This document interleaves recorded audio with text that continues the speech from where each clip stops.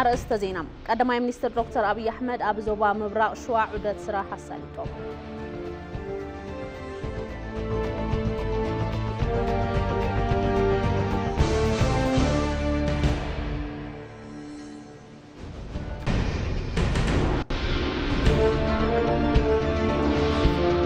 ኢትዮጵያ ዘልዕለቶ ሕቶ በር ባሕሪ ስጋት ድሕንነት ንምንካይን ዕቤት ቁጠባን ምርጋጽን ዝዓለመ ምዃኑ ተገሊጹ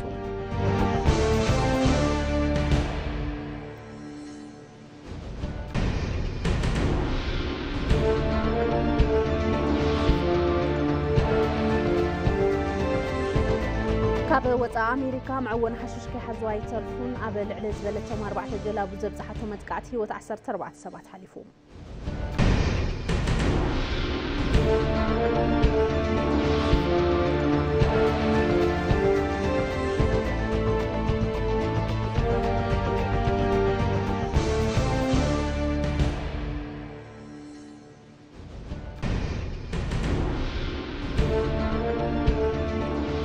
أنا هبليكم يتمسيو زخبركم تملكتنا كابي تي في مرب قنقوا تغرني على سو ماد زينا هبس حد ميرنا وهم كبليو ماد زينا انا مرحبو نازريت بري حبيركم كتني حفلما حصر زيناتات قدماي منستر دكتور أبي أحمد أبزوبا مبراق شواع عدت بمسلات نسع ملختي أم حلاليفهم بمعنتي أبزوبا مبراق شواع زنبرنا عدت أبصرحت فريات سرناي كرمتي ترخبو تسقيت أتاخخبا مرتي بمعزاب نمقمقامنا مجمار سراح سرناي حقاين زد هبنيرم أبتخباب زلو سراحتي كلاستر موز بابايان عاسان ون تعزيبنا ينام نبار بهلاو ميلا حرشاح زون زلو يكون مبر بسفحون محراس زخل ميكانيزيشن عابي بمخارو اتخبابي بقعة حرشان مفراينتن نعبي يركب ندحرت من لسلنا زنبر سرارحا انتن قمقم كم زيزبلو زبنا وميلاتات قدم بزوح عمتات كم هاجر جميرنا انتن نخون نيرنا مفراينة حرشاب لعو البركي سفليك خون يخل كم زنبر نردا لومي كاب عمتنا بعمتنا وسخز خيل مفراينات نتملكتنا نركب نمعباي زخون يخون يوزع حاجز اي متن حق انياني هاجرنا لو تزمتن اي بعلنا تنعات فترانا يسرح تقاهتن ايلوم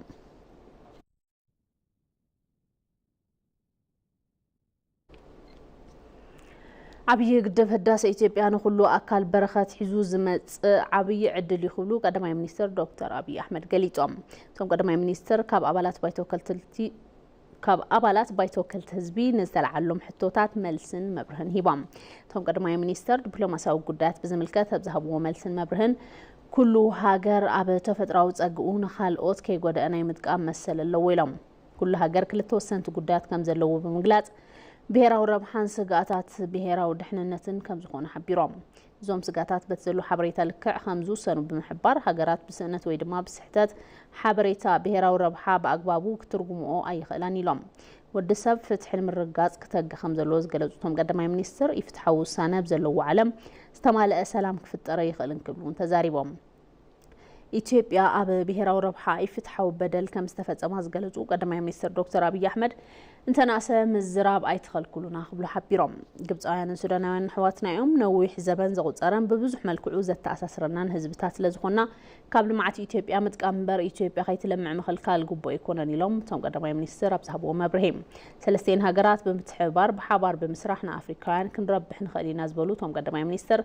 عبي قدف هداس إثيوبيا نخلو أكل برخات حزوز متى عبي عدل كم زخون فليتام يخون برزخون أكل حيلو بقلبات كسعنا لنا أي خلن كبلون بأطنوت تزاربام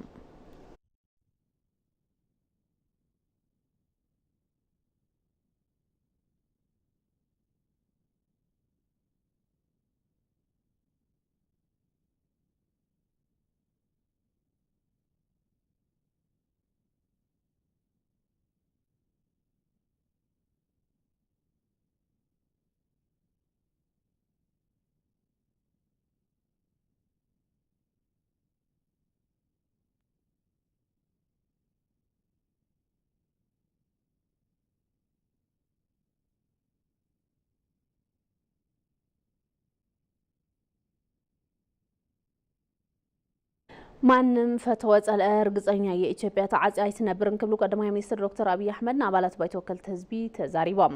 አበሻር ሻይ ባይተወከልት ህዝቢ 50 ዓመት ዘበን ስራሕ ካላይ ስሩ አኺባ ካብ አባላት እቲ ባይቶን ዝተላል ሕቶታት ምላሽን መብርህን ዝሃቦቶም ቀዳማይ ሚኒስትር ጉዳይ ቀይሕ ባሕሪ ሕጋዊ ታሪኻዊ መልክዓ ምድራውን ቁጠባውን ሕቶ ኢሎም ኢትዮጵያ ብ30 ዓመት ቃልሲ ምርብራብ ብዙሓት በር ባሕሪ 50 ዓመት ብምዝኻር በስተረጋገአ ብህድኣትን ብልዝብን በር ባሕሪ ምርካብ ከም ዘድሊ ሓቢሮም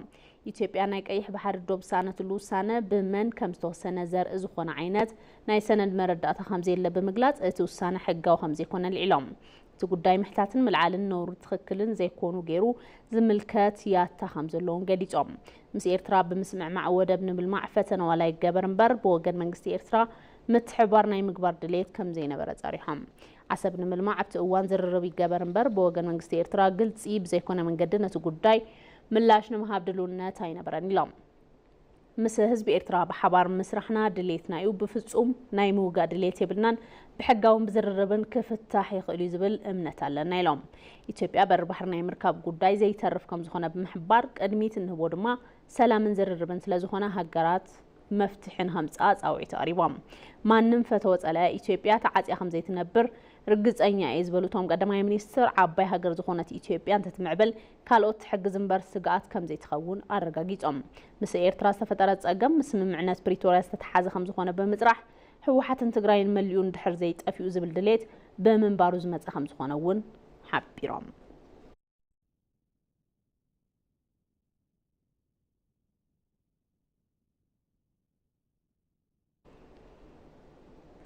ኣብዛ ዓመት ግልጋሎት ሓደ ማእኸል መሶብ ብቁፅሪ 100 ንምብጻሕ እናተሰርሐ ከም ዝኾነ ቀዳማይ ሚኒስትር ዶክተር አብይ አሕመድ ኣፍሊጦም ቀዳማይ ሚኒስትር ዶክተር አብይ አሕመድ ቤት ምክሪ ተወከልቲ ህዝቢ ኣብ ዘካይዶ መበል ካልኣይ ስሩዕ ኣኼባ 50 ዓመት ዘበን ስርሑ ተረኺቦም ካብ ኣባላት እቲ ቤት ምክሪ ዝተለዓለሎም ሕቶታት መልስን መብርህን ሂቦም እቶም ቀዳማይ ሚኒስትር ኣብ ወሃባ ግልጋሎት ብዝምልከት ኣብ ዝሃብዎ መብርህን ምላሽን ኣብ ወሃባ ግልጋሎት ትካላት ዝነበረ ጸገም ንምፍታሕ ብርክት ዝበሉ ውፅኢታዊ ስራሕቲ ተሳሊጦም እዮም ኢሎም ኣብ ዝሓለፈ ዓመት ግልጋሎት ሓደ ማእኸል መሶብ ከም ዝተጀመረ ብምሕባር ኣብዚ ሕዚ እዋን ቁጥሪ ማእኸላት ምውሃብ ግልጋሎት 18 ከም ዝበጽሑ ሓቢሮም ኣብ ቀረባ እዋን እውን ማእኸላት ግልጋሎት ናብ ስራሕ ከም ዝኣትዉ ብምግላጽ ኣብዚ ሓድሽ ዓመት ብብርኪ ሃገር ምውሃብ ግልጋሎት ሓደ ማእኸል መሶብ 100 ንምብጻሕ እናተሰርሐ ከም ዝኾነ ተዛሪቦም ኣብ ግልጋሎት ዜግነትን ኢሚግሬሽንን ዝተሰርሐ ሪፎርም ልዑል ለውጢ ከም ዘምጽእ ዝገለጹ እቶም ቀዳማይ ሚኒስትር ቅድሚ 3 ዓመታት ኢትዮጵያ ፓስፖርት ናይ ምሃብ ዓቕማ 270,000 كم زنبرة بمزخار بزحز أوان جنا ب4 عامات مليون باسبورت أبا عامات 4 مليون باسبورت نيم أربع عام 5 فترة قليت زوت استرخب دما بتكالو ريفورم سربوق أصلوت إسلاز تجبر إلهم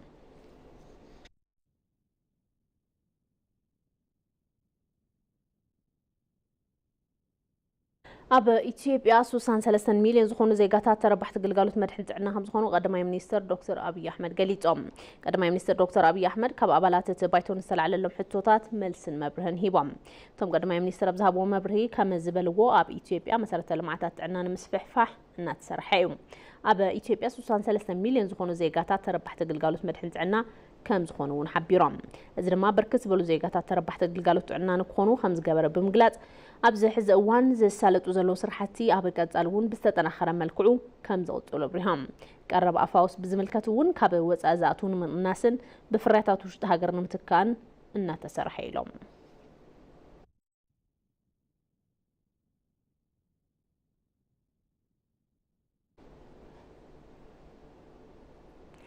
ካልኣይ ዞባዊ ጉባኤ ሓለዋ ጽሬት ጥዕናን እጽዋትን እንስሳትን ኣብ ኣዲስ ኣበባ ይካየዳሎም ንኽልተ መዓልታት ዝካየድ ጉባኤ በዓል መዝሕር ሕርሻ ኢትዮጵያን ማሕበር ለኣኽትን ኣፍሬትን ሆርቲካልቸር ኢትዮጵያ ብሓባር ዘሰናድእዎ እዩ ኣብቲ ዞባ ብሓለዋ ንጽህናን ጥዕናን እንስሳትን እጽዋትን ዘለዉ ማሕለኻታትን ዕድላትን ቀሪቦም ኣብቲ ጉባኤ ልዝብ ክግበረሎም ትጽቢት ይግበር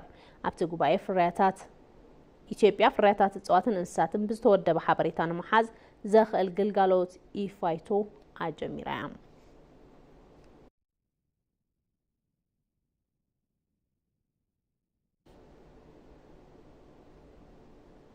أبا وشتي إثيوبيا 2.4 مليون مناسي بنات سلطنة كودينج موسادو قدما منستر دكتور أبي أحمد قاليتهم ثم قدما منستر كاب أبلات سبايتون نزل على اللوم حتوتات ريتوتاتن ملسن مبرهن هيبام ثم قدما منستر ديجيتاليزيشن أبز ملكات أبز حبو مبره خمس بلو أبوشتي إثيوبيا 2.4 مليون مناسي بنات سلطنة كودينج وسيلهم يم زعبي أوزر خمس خنا محبار 93 مليون عمايل تتقمت جلجالة تيليكوم تخونو 55 مليون زيجات ترمات تتقمت موبايل بانكينج مخان كيلو ميلام እዚ ድማ ኢትዮጵያ ዲጂታላይዝ ንምግባር ጀመርናዮ ስራሕ ኣብ ውሽጢ ሓፂር እዋን ጭቡጥ ለውጢ እናምፅአ ከም ዝኾነ ዘመላኽት ኢሎም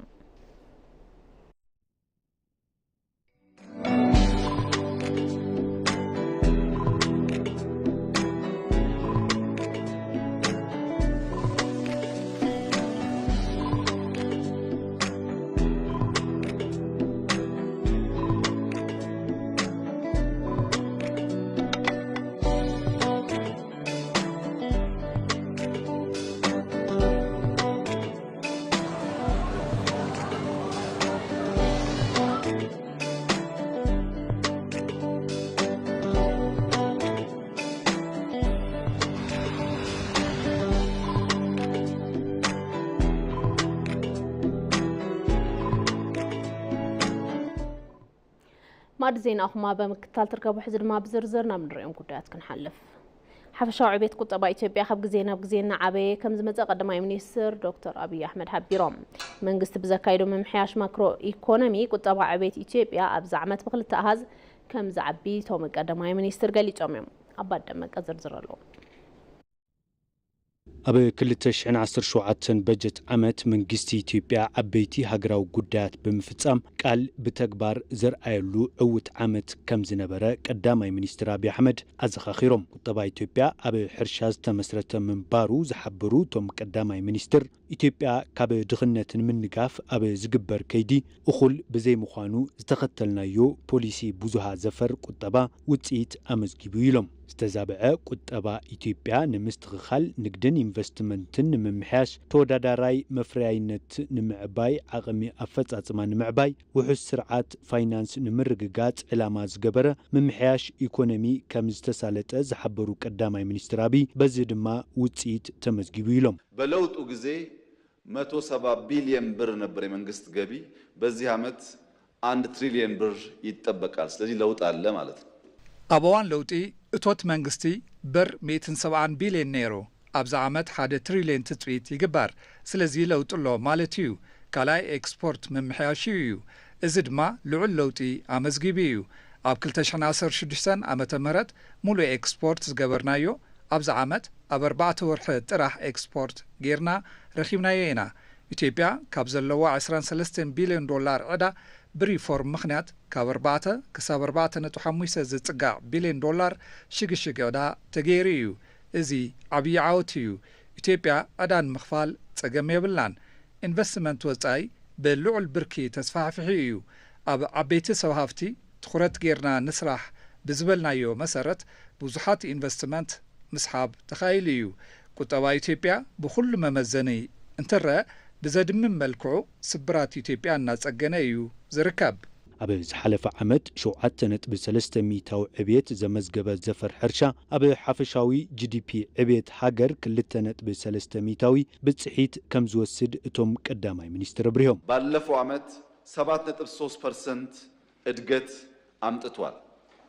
راسو سيكترو بيتشاون حرشة أب زحلف عمد شوعت نت سلسة ميتاوي عبيت بينو أمزجبيو أب حفشاوي عبيت هاجر دما كلتا نت سلسة ميتاوي كاب GDP عبيت حرشة بتصحيت اللو أب كلتشحن عصرتن مهرت روز إثيوبيا 1.5 مليون كنتال نيرو أب زحلف عمد 60 مليون كنتال إنا أفرينا أب صبح لوتي إثيوبيا 4 مليون كنتال سرناي تفرنيرا أب زحلف عمد لعلي 380 مليون كنتال سرناي أفريناينا بنا 4.5 مليون كنتال أب صبح لوتي أفرينا اكسبورت دما 700 دولار نيرو أبز حلف عامت جن 11.5 مليون كنتال بنا أفرينا 2.5 بليون دولار اكسبورت غيرنا أبزفر حرشة لعلو زيتيو تمزجيبو أبي زفر إندستريون تمساسالي عبيتن لوتن كمز تمزجبة اتوم قدامي منستر حبيرم إندستري براسو أمنا 13% أدقوال نجر جن إندستري نبعلو أب زحلف عامت 13 ميتاو عبيو أب عبيت GDP 3.7 ميتاويو معدن كاب GDP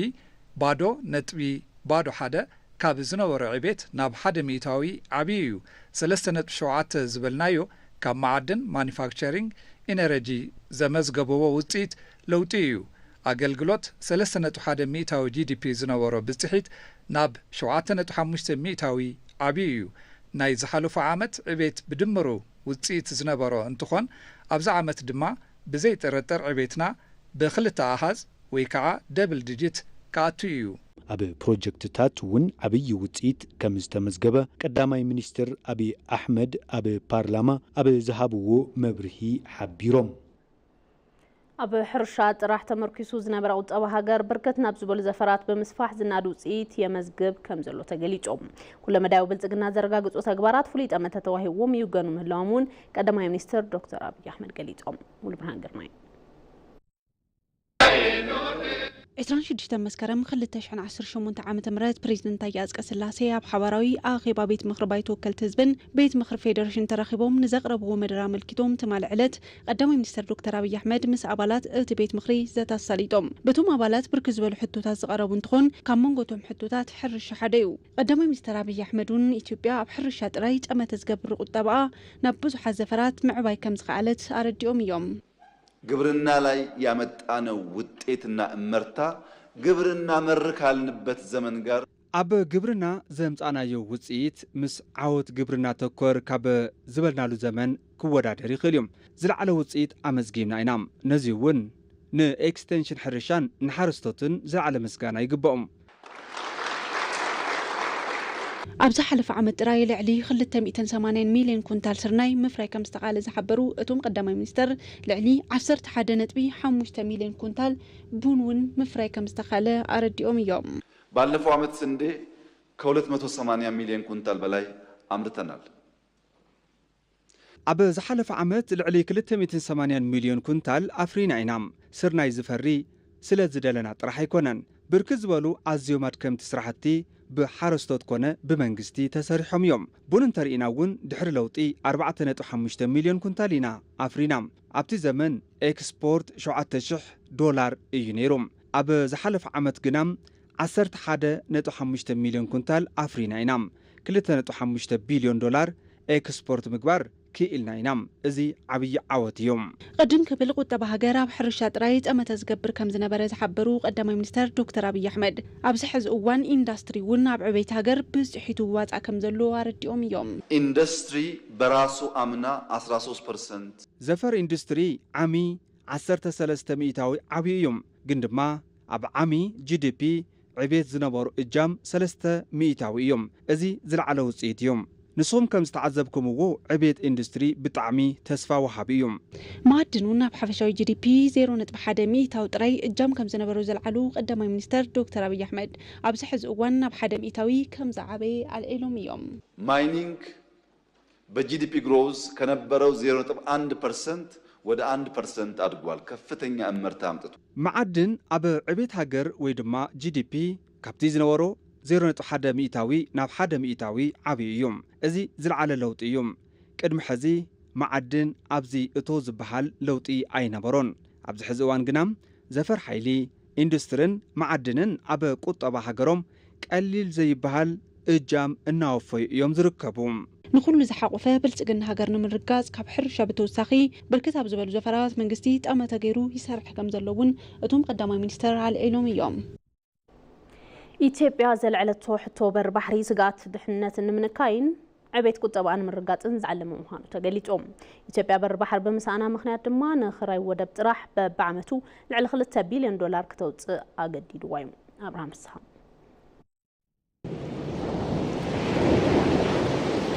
ኢትዮጵያ ናይ ባዕላ በር ባሕሪ ካብ ትስእን እንሆ ከባቢ 33 ዓመታት ተቆፂሮም ኣለዉ ካብ ስልጣን ኣክሱም ጀሚሩ ኣብ ወደብ ቀይሕ ባሕሪ ዝጸንሐ ታሪኽ ዘለዋ ኢትዮጵያ ኣብዚ ሕዚ እዋን ግና ናይ ባዕለይ ትብሎ ባዕላ እተመሓድሮ መውፅእን መእተውን በር ባሕሪ የብላን በብእዋኑ ተለዋዋጥን ሕልኽላኽን ኩነታት ካብ ዝተኣናገደሉ ካብቲ ወሳኒ ዞባ በሪ ባሕሪ ሲኢና ናይ ቀረባ ርሑቅ ክትከውን ተፈሪድዋ እዮም 70% የዓለም ነዳጅ ከሚተላለፍበት እጅግ ስትራቴጂክ ከሆነው ከቀይ ባህር አካባቢ ተገለናል 70% ነዳድ ዓለም ካብ ዝመሓላለፈሉ ስትራቴጂክ ካብ ዝኾነ ዞባ ቀይሕ ባሕሪ ተገሊልና ኣለና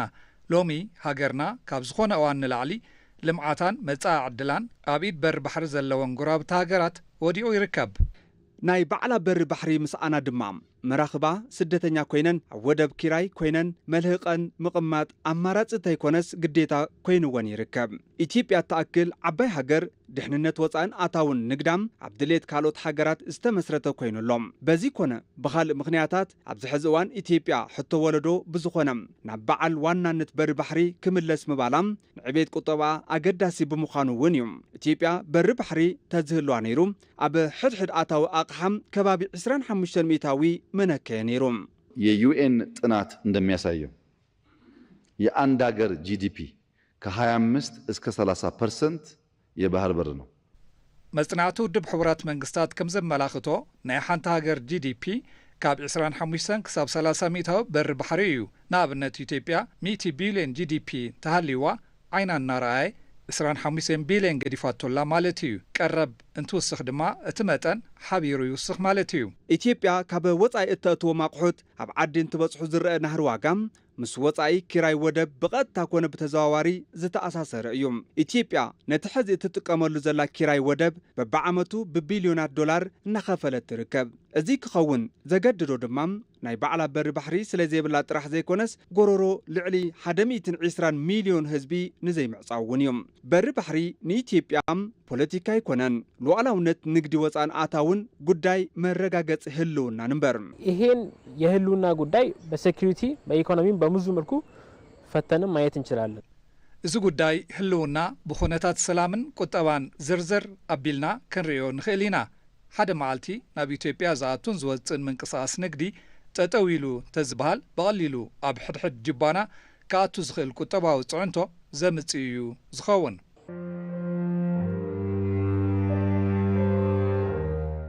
በሪ ባሕሪ ወፃኢ ትራንስፖርት ኢትዮጵያ ንምንካይን ዝተሳለጠ ምንቅስቓስ ሎጂስቲክስ ንክህሉን ከምኡውን ኣብ ዕዳጋ ዓለም ተወዳዳሪ ንምዃን ዓብዪ ሓገዝ ዝገብር እዩ ቀይሕ ባሕሪ ኣውሮፓ ማእኸላይ ምብራቕ ህንዲ ኣፍሪካን ምብራቕ ኤስያን ዘራኽብ ኣብ ዓለምና ካብ ዘለው ቁልፊ ስትራቴጂካዊ ቦታ ሓደ ብምዃኑ ኢትዮጵያ ናብቲ በሪ ባሕሪ ምእታዋ ብዙሕ ጥቕሚ ዘለዎ እዩ ዝኸውን ይሄ የባህር ወደብ ፍለጋ የኢትዮጵያ የውጭ ጉዳይ ብቻ አይደለም እዚ ድሌት በሪ ባሕሪ ጉዳይ ወፃእ ጥራሕ ኣይኮነን እዚ ወደብ ባሕሪ ሃገራዊ ጸጋውን እዩ ምባል ይከኣል ስለዚ ብቐጥታ ኾነ ብተዘዋዋሪ በዓል ዋንነት በሪ ባሕሪ ኣብ ልዕሊ ቁጠባና ዝህልዎ ጥቕሚ ቀሊል ኣይኮነን እቲ ዞባ መስመር ንግዲ ካብ ምዃኑ ብተወሳኺ 17 ሚእታዊ ዝውውር ኢንተርኔት ዓለምና ዝመሓላለፈሉ ቦታ እውን እዩ ዓበይቲ ድርጅታት መርበብ ሓበሬታ ዓለምና ጉግል ማይክሮሶፍት ኣማዞንን ፌስቡክን ወይ እውን ኩባንያ ሜታን ኣብዚ ቦታ ዝለዓለ መዋዕለ ንዋይ ዘፍሰስሉ እዩ ስለዝኾነ ድማ ኢትዮጵያ ብዝኾነ ኣጋጣሚ ወናኒት በሪ ባሕሪ እንተዘይኮይና ኣብ ልዕሊኣ ከቢድ ሓደጋ ዘንጸላሎ ምዃኑ ዘመላኽት እዮም ዝሓለፈ ታሪኽ ዘይርስዑን ቀጻሊ ዕፃ ደቆም ሕዚ ኮይኖም ዝእምቱን ኢትዮጵያውያን ዕድመ ልክዕ ከፈልቲ ኪራይ ወደብ ኮይንካ ኣብ ድኽነት ምንባር ይኾኖ እናበሉ ሰላማዊ ድምፆም እናስምዑ ይርከቡ ዜና ወፃኢ ኣሜሪካ ምዕውን ሓሽሽ ክሓዙ ኣይተርፉን ኣብ ልዕሊ ዝበለቶም 4 ጀላቡ ብዘብዛሕቶም መጥቃዕቲ ህይወት 14 ሰባት ሓሊፎም ሓደ ውልቀ ሰብ ኣብ ሜክሲኮ ብሰራሕተኛታት ነብሲ ምድሓን ኣቢሉ ምትራፉ ተገሊጹ እዮም ሚኒስትር ጦር ኣሜሪካ ፔት ሃግስተም እቲ መጥቃዕቲ ኣብ ውቅያኖስ ፓሲፊክ ምብጽሑ ኣፍሊጦም ሓይሊ ባሕሪ ሜክሲኮ ካብ ገማግም ባሕሪ ፓሲፊክ ከተማ ኣካፑልኮ 643 ኪሎ ሜትር ርሕቀት ሕዝውን ኣብ ምድላይ ይርከብ ኣብ ካሪቢያንን ውቅያኖስ ፓሲፊክን ዝተፈጸመ ሓድሽ መጥቃዕቲ እንትኸውን ብፕሬዝዳንት ዶናልድ ትራምፕ ትእዛዝ ከም ዝኾነ ተገሊጹ እዩ ነቲ መጥቃዕቲ ዝተፈላለዩ መራሕቲ ሃገራት እቲ ዞባን ሰብ ሞያን እናኾነንዎ እዮም ፕሬዝዳንት ሜክሲኮ ክላውዲያ ሼይምባኦ ኩሎም ዓለም ለኻዊ ስምምዓት ክኽበሩ ኢና እንደሊለን ብሓፈሻ ካብ መወዳእታ ወርሒ ነሓሰ ጀሚሩ ኣብ ካሪቢያንን ፓሲፊክን 57 ሰባት በመጥቃዕቲ ኣሜሪካ ህይወቶም ሲኢኖም እዮም ከም ጸብጻብ ኒውዮርክ ታይምስን አልጀዚራን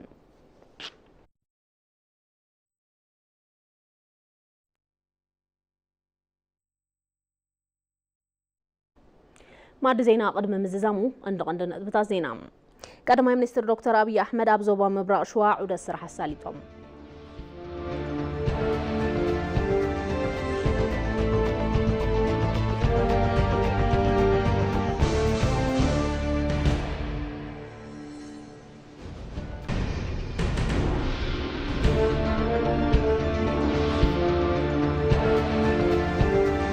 ኢትዮጵያ ዘልዕለቶ ሕቶ በር ባሕሪ ስጋት ድሕነት ንምንካይን ዕቤት ቁጠባን ምርጋፅን ዝዓለመ ምዃኑ ተገሊጹ።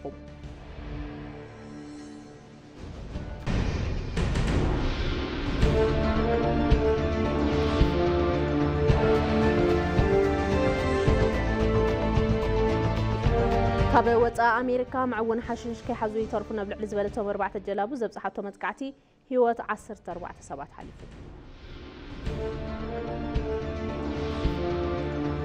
ዕለታዊ ማዕድ ዜና ዝተኸታተልኩሞ ነይሩ ንስለምክታልኩም የመስግን ማዕድ ዜናና መራሕቡ ናዝሬት በሪው ሓቢረኩም ፀኒሐ ምስ ዝተረፉ ምድላት ይትግርና ሰናይ ምክታል ክኾነልኩም ተመኒ ብሩኽ ምሸት